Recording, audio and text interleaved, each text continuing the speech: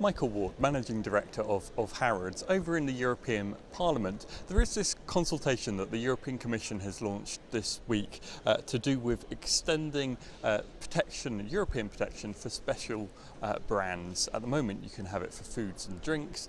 They're suggesting maybe non-foods, like, for example, tartans in Scotland or crystal glass, that kind of thing. What do you make of that as an idea? I think we're very supportive of how we can progress our local industries.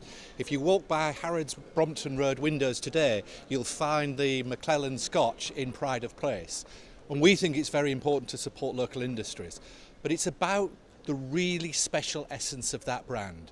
It's about being able to say that Scottish Cashmere has got that absolute perfection of quality and manufacture, about how the whisky again has got that unique flavour dependent on which island it comes from.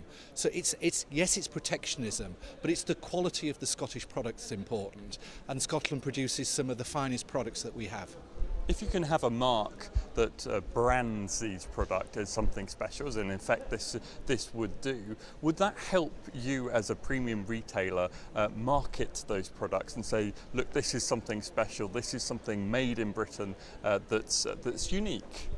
Well, we train all of our associates to talk about the stories of the product. So for us, we train them into the absolute stories of the product. I think the mark is important to give it its authenticity. And I think as we get more and more into authenticity of the product, it's very, very important. And what about in terms of money? Does it help to sell goods that are something special? Does that add value to them in effect? The consumer is exceptionally canny individual. They know the intrinsic worth of most products. What this does is reinforce that. It doesn't allow you to charge a premium, it simply reinforces that value statement.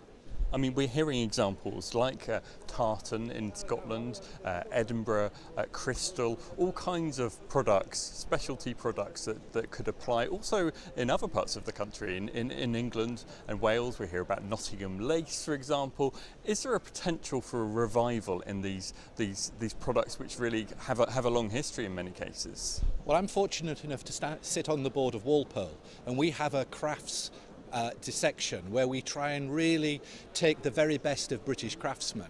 And I think when we go out into the market, we're always surprised at the real quality of the craftsmanship that still exists in the UK today. I think our role is to take it and celebrate it and make sure that the customer finds it. And that's really lastly what I wanted to ask you. How easy is it for you as a retailer to identify some of these specialty brands? Could they do more to trumpet the quality, the skill that goes into making some of them? I think the making of a brand is really down to the brand owner. We can really only tell that story of that brand.